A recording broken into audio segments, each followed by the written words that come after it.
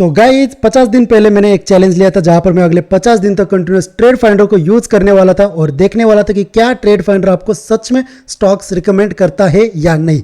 और आज इस चैलेंज का डे 47 आ चुका है और आज मैंने टोरेंट फार्मा और केपीआईटी ये दोनों स्टॉक्स पर मैंने एंट्री ली थी। तो आज मैंने ना इसमें टोरेंट फार्मा में तो एक बढ़िया सा शार्प फॉल आया, पर इसमें शार्प फॉल आने से पहले मेरा स्टॉप लॉस हिट हुआ, उसके बाद इसमें एक बढ़िया सा शार्प फॉल देखने को मिला। पर उसके बाद मैंने केपीआईटी में एक एंट्री ली थी। जैसे मेरा टोरेंट फार्मा में यहाँ पर स्टॉप लॉस हिट हुआ, उसके बाद मैंने केपीआईटी पर एंट्री ली। तो केपीआईटी में मुझे एक बढ़िया सा 2% यहाँ पर कैप्चर हुआ। 2% मैंने कैप्चर नहीं किया, मैंने ऑलमोस्ट यहाँ पर 1% कैप्चर किया क्योंकि मेरा टारगेट 1% था। उसके बाद ये और 1% गिरा यहाँ पर, फिर ये मतलब मेरे जो मैंने जहाँ पर एंट्री ली थी वहाँ से ये 2% और गिरा था। तो ये स्टॉक्स मैंने आज कैसे पिक किए, तो आज मैंने ये दोनों स्टॉक टोरेंट फार्मा और केपीआईटी ये दोनों स्टॉक्स मैंने आज दोनों अलग अलग स्क्रीनर को यूज़ करके सिलेक्ट किए। टोरेंट फार्मा मैंने ट्रेड स्कैनर की मदद से सिलेक्ट किया था और केपीआईटी मैंने ट्रेड फाइंडर के जो ब्रेकआउट बिकन है उसको यूज़ करके मैंने सिलेक्ट किया था। तो आज सुबह सुबह जैसे निफ्टी में देखा, सुबह निफ्टी में ना एक शार्प फॉल आया, राइट, यहाँ पर बहुत ही शार्प फॉल आया। उसके बाद यहाँ पर बाइंग चलने लगी। जैसे यहाँ पर बाइंग हुई और यहाँ पर ऊपर की तरफ जैसे लोअर हाई बना और एक शार्प रिजेक्शन आया, मैंने उसी वक्त ये बॉक्स मार्क करके रखा कि अगर ये बॉक्स टूटा ऊपर की तरफ तो यहाँ पर निफ्टी में एक बुलिश रैली हमें दिखेगी, राइट। पर मैंने ना यहाँ पर जब स्टॉक सिलेक्शन चालू किया तब मैंने ट्रेड स्कैनर पर देखा कि यहाँ पर जो मार्केट व्यू है तो इसमें मुझे फंड मोमेंटम इंडिकेटर जो एफएमआई है ये शॉर्ट यहाँ पर शो कर रहा था। इसका मतलब तो एक था कि यहाँ पर जो मतलब जो स्टॉक्स है उसमें कोई बुलिश रैली हमें देखने को नहीं मिलेंगे। यहाँ पर सारे स्टॉक्स यहाँ पर बेरिश की तरफ ही यहाँ पर शो होंगे।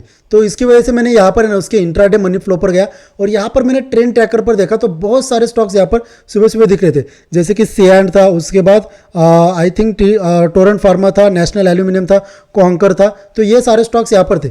आइडिया नहीं था, एलआईसी हाउसिंग भी बाद में आया, सुप्रीम भी यहाँ पर बाद में आया और एमजीएल भी और एटीजीएल ये सारे स्टॉक्स यहाँ पर बाद में ऐड हुए। सुबह सुबह यहाँ पर सैंड, कॉन्कर, नेशनल एल्यूमिनियम और टोरेंट फार्मा ये सारे स्टॉक्स यहाँ पर दिख रहे थे।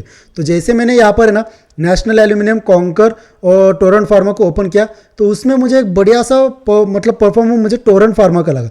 क्योंकि क्या हुआ, टोरेंट फार्मा में देखो सुबह सुबह यहाँ पर बाइंग हुई, उसके बाद शार्प सेलिंग हुई और फिर धीरे धीरे कर गिरने लगा। तो यहाँ पर जैसे ही प्रीवियस डे लो के पास आया, देखो ये जो नीली लाइन है ये प्रीवियस डे लो है।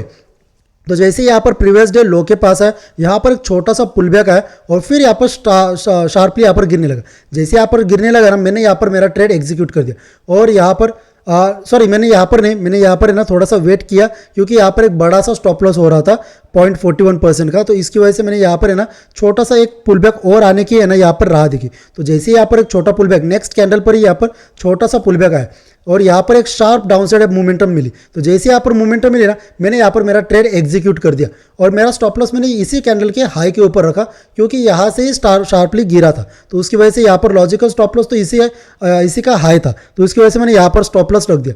तो देखो यहाँ पर बहुत देर तक रुका और उसके बाद यहाँ पर शार्पली मेरा स्टॉप लॉस हिट हुआ और फिर यहाँ पर गिरावट होना चालू हुआ। तो जैसे यहाँ पर ये गिरावट हुआ, मैंने यहाँ पर ना इसमें स्टॉप लॉस वैसे हिट हुआ था तो इसको मैंने अवॉइड किया।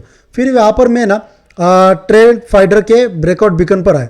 जैसे मैं ट्रेंड फाइंडर के है ना ब्रेकआउट बिकन पर आया ना तो मुझे 10:15 पर यहाँ पर केपीआईटी शो होने लगा और 10:10 पर यहाँ पर मुझे टीटाग्रह शो होने लगा।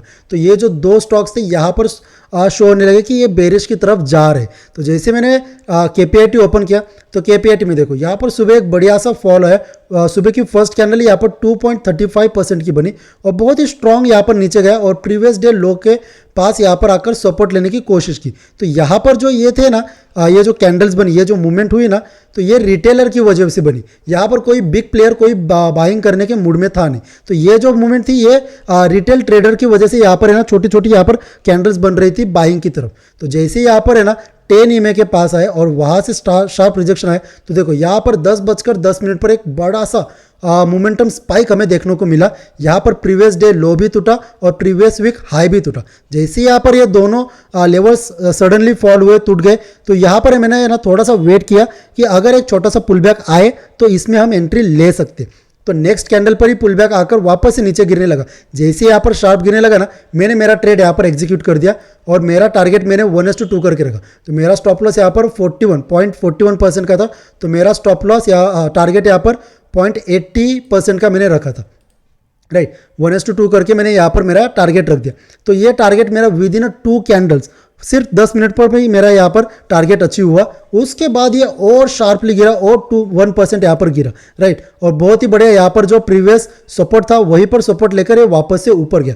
तो तभी मैंने यहाँ पर कहा कि बहुत सारे लोग लाइव सेशंस में कह रहे थे कि सर क्या अभी इसमें एंट्री ले सकते हैं, क्योंकि यहाँ पर अगर वापस से अगर पुल बैक आए तो यहाँ पर एंट्री ले सकते हैं। तो तभी मैंने कहा था कि इसमें एंट्री लेना थोड़ा सा अवॉइड कीजिए, क्योंकि ये जो सपोर्ट था, ये सपोर्ट देखो यहाँ पर 16 जून से था। तो अगर जो सपोर्ट मतलब थोड़ा सा पुराना रहता है ना, तो उसको है ना ये स्ट्रॉन्ग सपोर्ट करके मतलब ले सकता है कोई भी स्टॉक। अगर कोई पुराना सपोर्ट रहेगा तो वो है ना स्ट्रांगली वापस सपोर्ट ले सकता है। तो देखो आज वही हुआ, केपीआईटी में शार्प फॉल आया, सपोर्ट के पास ही सपोर्ट लिया उसने और शार्पली ऊपर चला गया, राइट। तो उसमें मैंने एक छोटा सा मूवमेंट यहाँ पर कैप्चर किया। और देखो ये मेरा धन का अकाउंट है, इसमें देखो यहाँ पर टोरेंट फार्मा में सुबह 625 रुपये का लॉस हुआ था। उसके बाद केपीआईटी में यहाँ पर 1380 रुपये का प्रॉफिट हुआ, राइट। तो ये मतलब जो अगर यहाँ पर मैं मिलाकर देखूँ या तो यहाँ पर मुझे 755 रुपीज़ का यहाँ पर मुझे प्रॉफिट हुआ आज का। तो आज यही था। उसके बाद सुबह सुबह मैंने ना ये तो स्टॉक्स तो मैंने 2 स्टॉक सिलेक्ट किए, टोरेंट फार्मा और केपीआईटी, राइट। ये 2 स्टॉक्स तो सिलेक्ट किया, उसमें टोरेंट फार्मा यहाँ पर स्टॉप लॉस हिट हुआ और उसके बाद शार्प गिरावट हुई और केपीआईटी में भी अच्छा हुआ।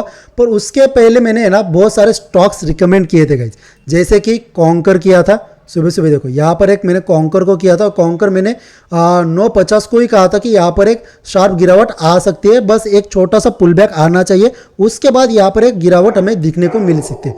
तो देखो गाइज यहाँ पर नेक्स्ट कैंडल ही यहाँ पर एक छोटा सा पुल बैक आया और यहाँ पर शार्पली गिरा। जैसे यहाँ पर शार्पली गिरा, देखो यहाँ से लेकर ऑलमोस्ट यहाँ तक नीचे तक अगर हम देखेंगे तो 2% ऑलमोस्ट 1.99 मतलब 2% यहाँ पर मूवमेंट यहाँ पर कैप्चर हो गई, राइट। उसके बाद मैंने ना एक और स्टॉक यहाँ पर मैंने बताया था जो था नेशनल एल्यूमिनियम। देखो नेशनल एल्यूमिनियम मैंने सुबह ही यहाँ पर बता दिया था। नेशनल एल्यूमिनियम बहुत ही शार्पली गिरा था, छोटा सा पुल बैक आया, वापस से गिरा और यहाँ पर धीरे धीरे कर ऊपर जा रखा था। तो मैंने लाइव सेशन में, आप अगर मेरा लाइव आज का अगर लाइव वीडियो अगर देखोगे, लाइव सेशन देखोगे, तो तभी मैंने यहाँ पर 9:35 पर ही कहा था कि अगर ये ऊपर की तरफ जाए, अपने 10 EMA का रिजेक्शन ले और वापस से गिरने लगे ना, तो इसमें एक शार्प गिरावट हमें दिखने को मिलेगी। तो यहाँ पर देखो 10 EMA के पास आया, शार्पली यहाँ पर रिजेक्शन किया 10 EMA का ही, और उसके बाद देखो कितना शार्पली गिरा। इसने ऑलमोस्ट 1.76% की मूवमेंट यहाँ पर दे दी। बहुत ही बढ़िया यहाँ पर शार्पली गिरा था नेशनल एल्यूमिनियम। और फिर मैंने ना ट्रेड फाइंडर की मदद से यहाँ पर टीटाग्रा पे निकाला था और दोनों एक साथ ही निकाले थे, केपीआईटी और टीटाग्रा। ये दोनों स्टॉक्स मैंने एक जैसे मतलब एक ही जैसे यहाँ पर निकाले थे। तो देखो टीटाग्रा में यहाँ पर मैंने टीटाग्रा कब आया था, 10:10 पर ही आया था कि ये बेरिश की तरफ जा रहा है, क्योंकि यहाँ पर 9:50 पर अगर हम देखेंगे, यहाँ पर देखो 9:55 पर यहाँ पर है ना बड़ा सा शार्प फॉल आया था नीचे की तरफ। तो इसकी वजह से यहाँ पर ये शो करने लगा था कि 10:10 पर यहाँ पर एक शार्प फॉल आ सकता है। और देखो केपीआईटी में टीटाग्रा में यहाँ पर एक बढ़िया सा शार्प फॉल आया।